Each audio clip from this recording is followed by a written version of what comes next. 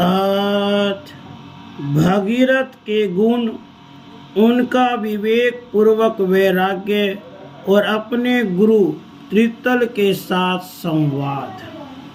श्री वशिष्ठ जी कहते हैं, हे रघुनंदन, देह यात्रार्थ प्रारब्धवश प्राप्त हुए अर्थ से संतुष्ट रहने वाले प्रयत्नशील पुरुष के दुस्साध्य अर्थ भी भगीरथ राजा की तरह सिद्ध हो जाते हैं। जिसका पूर्ण रूप से मन शांत हो गया है, जिसकी वृत्तियां पर्याप्त रूप से तृप्त हो गई हैं, जिसकी आनंद घन स्वरूप संभ्रम में निरंतर निष्ठा है, उस महापुरुष के दुर्लभतर अभिष्ट कार्य भी उसी प्रकार सिद्ध हो जाते हैं जिस प्रकार भगीरथ का सगर पुत्रों के उद्धार के लिए संजीवन गंगावतरण रूप अत्यंत दुर्लभ कार्य सिद्ध हो गया था।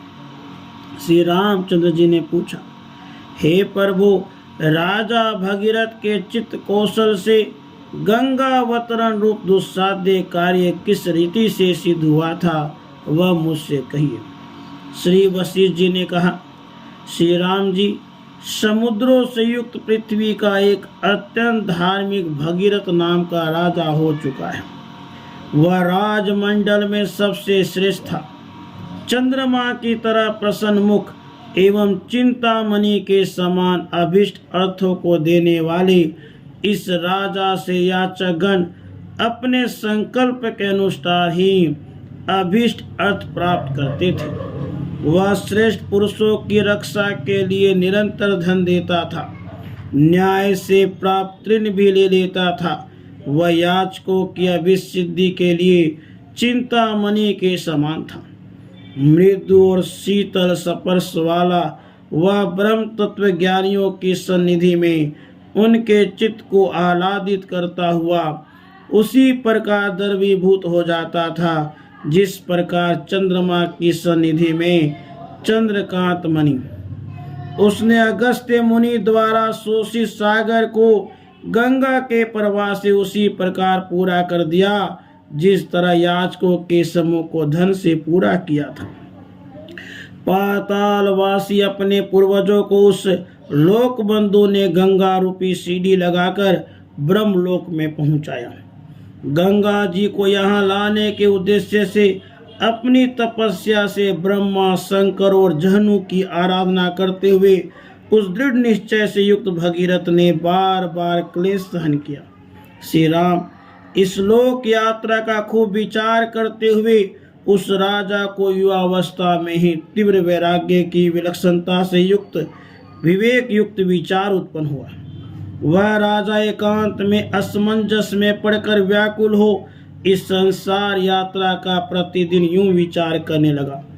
इस संसार में जिसके प्राप्त हो जाने से दूसरा कोई प्राप्य अवशिष्ट नहीं रहता, मैं उसी कर्म को सुकृत समझता हूँ। शेष कर्म तो विसूचिका अर्थात हैजे की बीमारी है। पुनः पुनः पर्युषित कर्म करता हुआ मूढ़ बुद्धि प्राणी लज्जित नहीं होता। कोई मूर्ख प्राणी तो अवश्य ही बालक की तरह बार बार एक ही कर्म करता रहता है। इस तरह चिंता करने के बाद संसार से अत्यंत भयभीत उद्विग्न मन राजा भगीरथ ने एक दिन अपने गुरु त्रितल से पूछा। भगीरथ ने कहा, हे विभो, बहुत काल से इस सारहीन सांसारिक वृत्ति रूप बड़े बड़े जंगलों में भटकते हुए हम सब अत्यंत क्षीण हो गए हैं।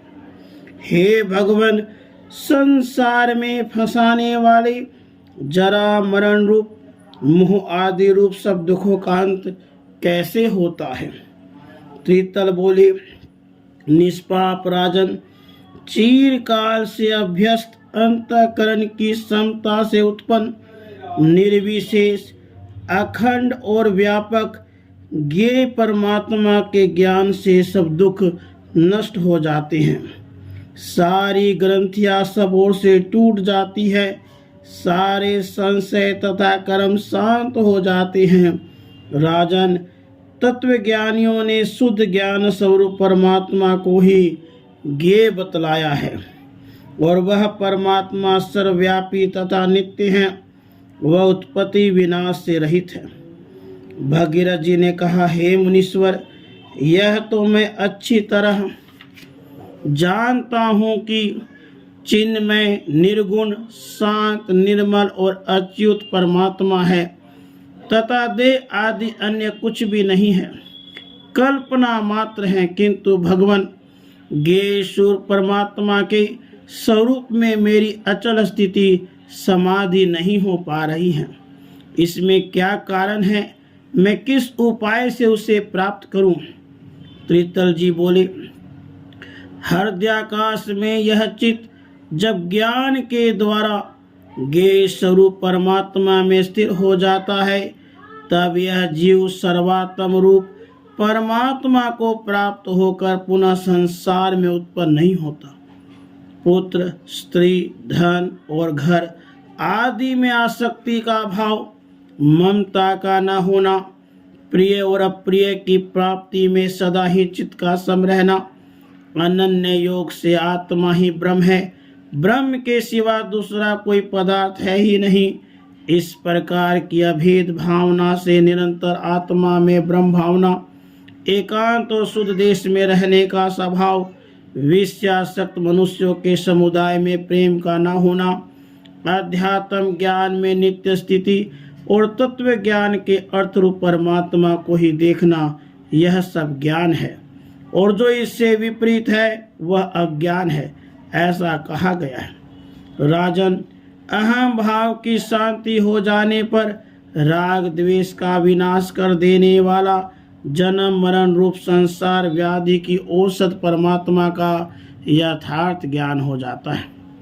भगीरथ जी ने कहा, हे महाभाग, पर्वत में दीर्घ काल से सुदृढ़ हुए वृक्ष की तरह अपने शरीर में दीर्घ काल से सुदृढ़ हुए अहम भाव को मैं कैसे त्याग करूं?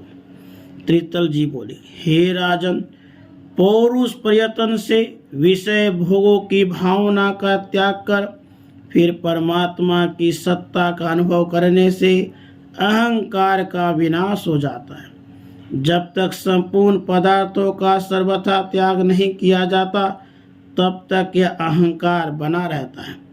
यदि विवेक पूर्वक विचार बुद्धि से सबका परित्याग करके तुम निश्चल होकर स्थित हो जाओगे, तो अहंकार का अभाव होकर तुम परम पद स्वरूप परमात्मा को प्राप्त हो जाओगे।